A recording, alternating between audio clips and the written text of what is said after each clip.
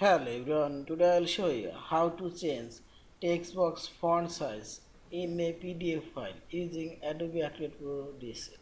This is my text box. Now this is this text box font size. Click on this text box and select. Now you can decrease the text box font size. This way. See this.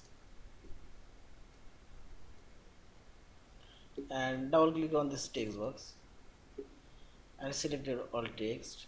Now go tools option and select comment option.